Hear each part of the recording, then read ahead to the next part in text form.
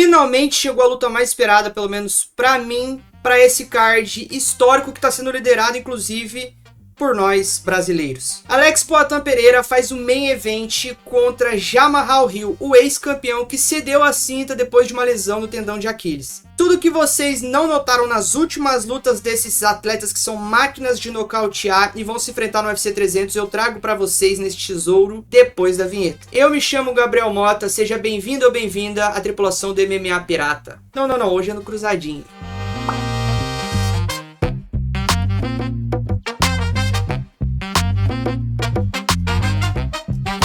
Mas antes de seguir viagem, vocês já sabem, se inscrevam, deixem um like aí no canal, clincha nesse botãozinho do like, não é pedir muito. Além disso, compartilhe com a rapaziada, com seus amigos e amigas aí que lutam, que gostam, que estão fora da bolha desse UFC. Todas as lutas deste card, se não foram, serão analisadas e eu vou deixar aqui em cima no cardzinho, é só você dar uma olhada lá, trezentona, maratona do UFC 300. E agora sim, finalmente, vamos pra luta! Eu analisei as últimas 5 lutas de cada atleta para esse card.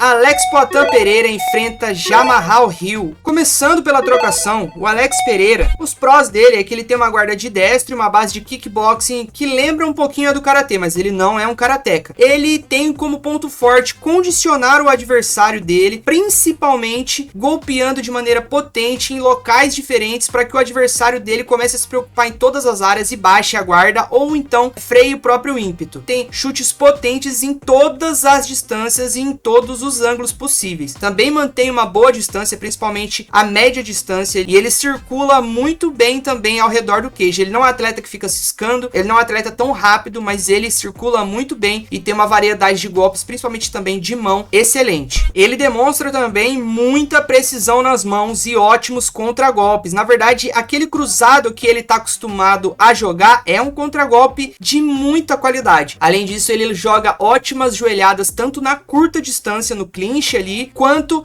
na longa e na média distância. Além disso, ele também aplica ótimo volume para a categoria dele e também tem muita pujança nesses golpes. Além disso, ele corta ângulos ao golpear, tanto para se esquivar dos golpes, quanto para já voltar agredindo. Normalmente é uma técnica muito boa para você aplicar mais potência no seu golpe enquanto foge do golpe do adversário. Ele faz isso principalmente na curta distância. Enquanto Jamahal Hill tem uma base majoritariamente de canhoto, mas ele troca também bem as bases, tá? E essa base dele é uma base de MMA com as mãos um pouco mais avançadas e uma guarda um pouquinho a mão de trás protegendo o rosto, enquanto ele fica com a base bem aberta. Ele tem ótimos jabs muito rápidos naquela postura de esgrimista parecida com a Adesanya, ótimos golpes laterais, principalmente com a mão direita, que é a mão mais forte dele. Ele também tem um bom contragolpe, andando para trás às vezes, inclusive, e tem muita potência nas mãos. Ele também tem um chute esquerdo muito potente e ele também consegue, como eu disse, andar para trás golpeando, e ele gosta de mudar os ângulos dos golpes, principalmente quando ele tá jogando de destro. Já o ponto fraco de cada um, no caso do Alex Poatan, ele tem uma guarda majoritariamente baixa e ele golpeia e para a movimentação. O que eu quero dizer? É uma coisa semelhante ao que o Charles faz. Às vezes ele aplica um golpe dando ali um passo ou dois para frente, ou dando um pulo curto para frente, porém quando ele faz isso, ele para no local onde ele pousou e fica. Se a guarda dele estiver baixa, isso é muito perigoso, principalmente para contra-golpeadores. Ele recebe golpes retos, mas eu acredito que esses golpes retos são um pouco abafados. Ele também recebe golpes por cima da guarda, isso é muito prejudicial. Quando ele tá lançando o golpe ou quando ele resolve fazer guarda, por vezes ele é recebido com golpes laterais por cima ali do ombro dele. Além disso, a gente também tem esse esqueminha dele de baixar a mão quando ele lança aquele chute famoso dele na panturrilha. O mesmo lado em que ele resolver chutar,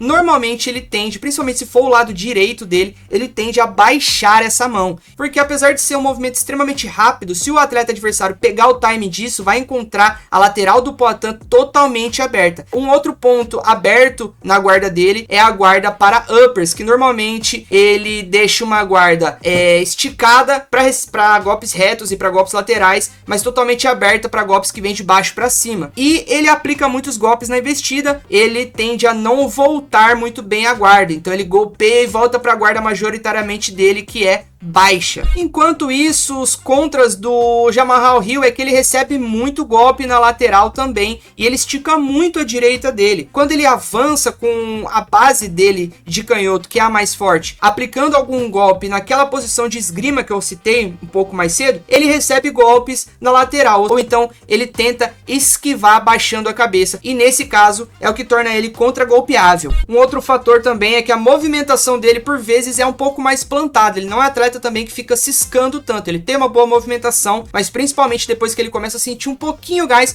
ele se torna um atleta mais plantado e a base dele de pernas se junta. E ele tem investidas abertas, ou seja, ele vai em linha reta jogando golpes retos ou cruzados, mas ele fica totalmente exposto. E quando ele tá de destro, ele perde o timing de certos golpes, como o jab e o chute, e também se torna mais acertável, por mais que nessa base ele seja um atleta de MMA mais completo. Já na luta agarrada, o atleta Poatan não se afoba no chão, também não se arrisca, ele se levanta bem, inclusive ele sabe chegar até a grade, e ele tem uma base muito forte de quadril, principalmente quando ele acerta o time da queda do adversário, né? Mas em contrapartida, ele é um atleta quedável e por vezes ele aceita ser controlado, e isso pode custar a ele o round. Enquanto isso, os prós do Jamahal Hill é que ele defende bem quedas quando acerta o time, tem um bom clinch também, um clinch bem forte, levanta bem, tem um ground and pound bem potente, isso é muito importante, a maioria dos atletas esquece disso, e ele tem uma raspagem oportunista, então ele é bem arisco ali no solo. Mas assim como o Poatan, ele também é um atleta quedável. Em relação ao fôlego e a visão de luta dos atletas, o Poatan, ele é extremamente consciente, principalmente na trocação. Ele possui um gás estável e tem poder de nocaute a luta inteira. Por mais que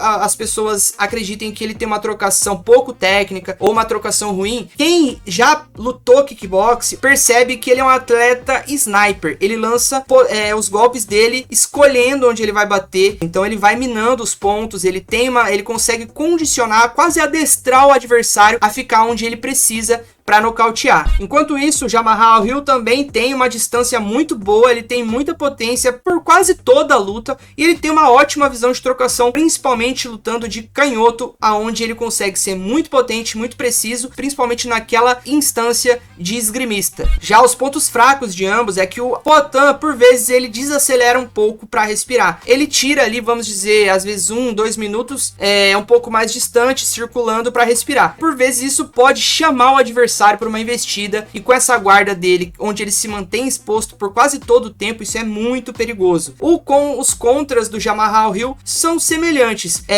Quando ele começa a ficar com um gás mais baixo, ele tende a cometer erros, principalmente nas investidas dele. E o gás dele é mediano, tá? Como destro, ele demonstrou muito mais controle de gás do que como canhoto. Bom, rapaziada, agora é a hora do veredito. Primeiro de tudo, o tempo inativo do Jamahal Hill não é tão grande assim, é pouco mais de um ano, que não é tão absurdo, porém ele veio de uma lesão grave no tendão de Aquiles esquerdo dele, isso pode influenciar a luta toda, e também provavelmente ele ficou ali pelo menos uns 4 a 6 meses sem treinar à base de remédios. Isso pode influenciar no timing, no gás e na força dele dentro dessa luta. Provavelmente ele venha na base de destro, porque a lesão foi do lado esquerdo, então ele vai manter essa perna afastada e vai proteger ela dos chutes que o Alex Poatan pode trazer. Porém, essa base de destro dele, também de canhoto dele, perdão, também é a base onde ele é mais forte, mais ágil e também tem mais chances de vencer a luta. Como eu disse, na base de canhoto ele tem muito mais potência, porém ele é menos versátil, varia menos os golpes, é menos lutador de MMA. Já se ele precisar trocar de base, ele vai estar favorecendo o Alex Poatan. Os jabs do Jamahal Hill são muito semelhantes aos jabs do Adesanya, é um jab que forma ali a posição de um esgrimista, e isso estica o golpe dele na maior distância possível. Ele também joga golpes laterais dessa maneira, só que nesse momento ele investe muito para frente, às vezes ele passa um pouco do atleta e também ele expõe muito a frente do rosto. Já o Poatan,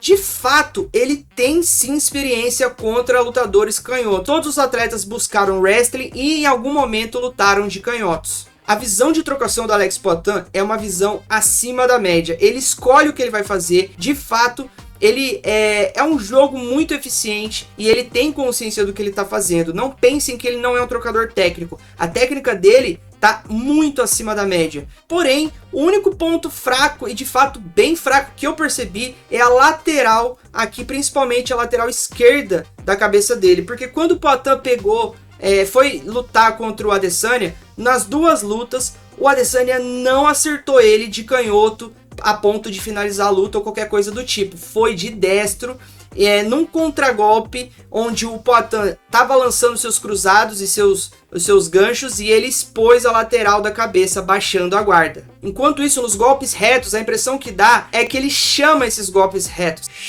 Ele chama esses golpes retos, indo para trás, abafando um pouco a potência desses golpes. Golpes retos eu não vi nenhum de fato balançar ele. O Poatan tem uma avançada parecida com a do Jamahal Hill, porém ele fica mais plantado na base, ele dá um pulo um pouco mais curto e não se estica tanto, não perde tanto a distância do movimento. Nesse embate de investidas, eu acredito que o Poatan possa levar sim a melhor. Caso o Jamahal Hill desacelere e se torne um atleta um pouco mais plantado, coisa que ele fez quando estava trocando de canhoto, ou seja, ele botou mais potência nos golpes e se cansou mais, no segundo round ele tende a ficar um pouco mais plantado e um pouco mais parado, quando ele investiu muito tempo nessa guarda de canhoto. Já na base de destro, não. Ele consegue se movimentar melhor, consegue ter uma esquiva melhor, porém ele vai sacrificar o poder de nocaute dele ali. Não que ambos os atletas não tenham trocação para nocautear em qualquer tipo de golpe que eles lancem, porém a gente consegue identificar qual é a arma mais forte, em qual posição que o atleta se coloca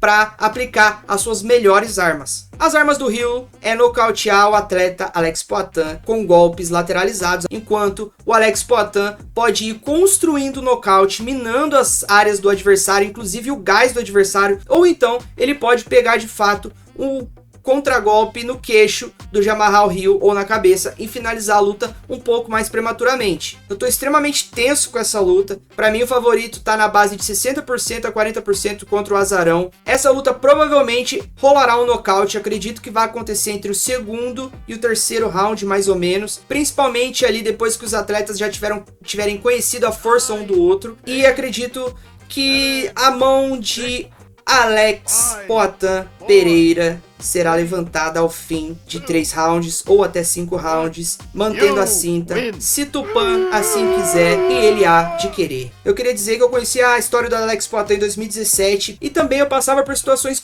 um pouco complicadas, maus hábitos ali para minha saúde naquela época, que conversavam com os maus hábitos dele, digamos assim, e foi um quesito bem importante para mim, para que eu conseguisse cuidar mais da minha saúde, cuidar melhor de mim.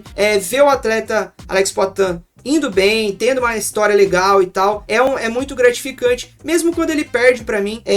Eu não sinto assim aquela frustração, mas eu queria fazer um apelo aqui pra vocês: independente do resultado, esteja feliz, porque muita gente que acompanha o MMA hoje não viu Anderson versus Belfort, a seleção de futebol de 2002, não viu Ayrton Senna, e você, eu e muita gente tá vivo, consciente e fazendo parte dessa história. A gente só ganha ao assistir e poder dizer daqui a uns anos para os nossos netos, para os nossos colegas, que estava vivo, que lembra dessa história. É a paixão, a imprevisibilidade. Perder faz parte da validação dessa imprevisibilidade. Então, menos ódio, fala menos.